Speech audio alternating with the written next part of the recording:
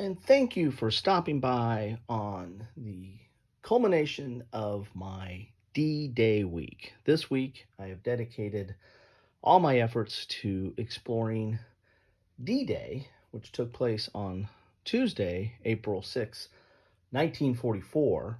And this week, I've been covering the Five for Fighting series, which is a series of postcard games published by LPS Inc., which also publishes Against the Odds magazine and Turning Point Simulations. And each of my coffee with Kilroy's this week covered one of those postcard games covering the individual beach landing that make up the Five for Fighting series.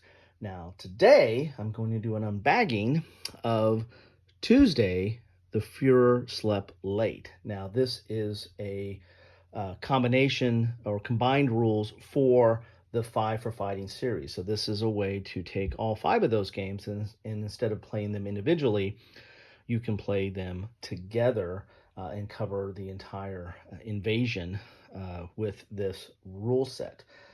Now, it uses the postcard games or the postcards from the series, the Five for Fighting series, and the counter sheet for each of those separate postcards, so you don't have to cut out the counters. The die cut counter sheet came along with this.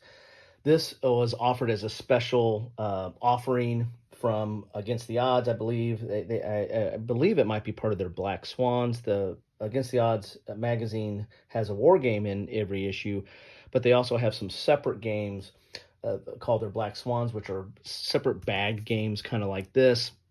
And I think they offer those up like with their annuals. Everyone, when they have like a special edition, they might throw out another game, and then you can buy them as part of their as a separate game off their site. And I think this actually came as either that or came as a special offering with one of their either one of their sales offerings or one of their annuals that they do.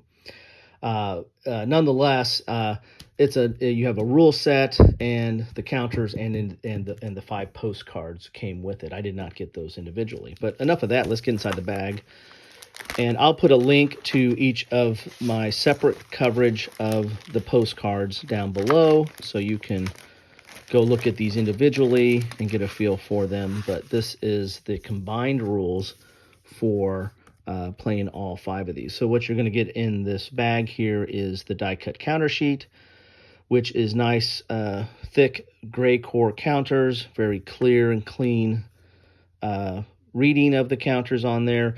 The only downside with ATO counters is sometimes they have nibs, and so if you are a counter clipper, you'll definitely want to clip these. And if you're not, you still might want to clip them. So if you see here, you've got Utah, Omaha, Gold, Juneau, and Sword, the counter for each one of those different beaches, which corresponds to each one of the individual postcards as well. So there you have that.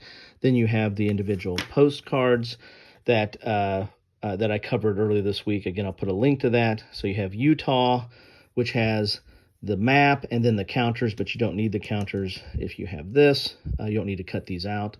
So you have the map for Utah, for Omaha, for Gold, for Juneau, and for Sword. And then on the back are the rules and the explanation of the counters. But then these rules are augmented or changed by these combined rules here. And you get a combined rule sheet. It's a little bit on thicker paper here, but this is gives you an introduction here. So the name of this combined rules are Tuesday, the Fuhrer Slept Late. It says D-Day, June 6, 1944. The fateful Tuesday finds Hitler asleep as the Allied Armada begins landing in Normandy. Use these rules to play all five for Fighting pocket battle games together as a campaign game. Players need a 6-sided dice, a 10-sided die, and one deck of playing cards per each individual game, but add a second joker card to the deck. The German player places the map from his left to right: Utah, Omaha, Gold, Juneau, and Sword. Note that the Gold, Juneau, and Sword beach maps do not actually connect, so both players may move units and or attack across those map boundaries. Then do actually connect. So I misread that there. Then both sides set up all their units as per the individual game rules. So you're going to need to look at the individual rules, which again are on the back of each of these postcards. And the setup is right up here at the top. So here's like the setup for Utah. Goes over combat. Then there's some difference. You have these 2 Joker cards and the random events. These random events are something a little bit different. The 10-sided die is an addition as well. Winning the combined game has got a different set of winning conditions here, and there's more optional rules that you can add in here. Duplex drive tanks, variable free German setup. And you got your counter abbreviations here. Then you have a game track right here. And then on the back, there are variant rules for the individual beach games. So these are different rules that you can add to each of these individual games. So now if you go back and look at my Coffee with Kilroy, you might have to look at this and see what the individual, some of the special rules are to add to these games as you like. So there you have it. And here's some corrections. Here's some errata or addenda for that. And then you get to see the game design there by Paul Rohrbaugh. So here you go. Some additional rules for each of the individual games, and then you have the combined rules for playing all 5 of these at the same time. So there you have it. That wraps up my coverage of the 5 for Fighting series in a nice little bow with the combined rules. So anyway, thank you so much. If you followed me this whole week, thank you so much for stopping by. If you've only caught bits and pieces, I thank you for that too. And hopefully if you're just catching this episode, then maybe that might prompt you to go back and look at some of these other ones and see if they interest you. These are not the definitive game on any one of the individual beach landings or on D-Day as a total. These are really high-level games that give you a feel for the units engaged, some of their capabilities, some of the terrain they faced, and some of the just the way the combat played out. It gives you a feel for it, but not necessarily the definitive or exhaustive treatment of it. They're meant to be played with a small footprint, meaning a small space and a small amount of time. And I think they meet that. I think they achieve that goal. Anyway, your mileage may vary, and you might have a comment on that. So feel free to drop that comment and let me know what you think. Let me and others know what you think about that.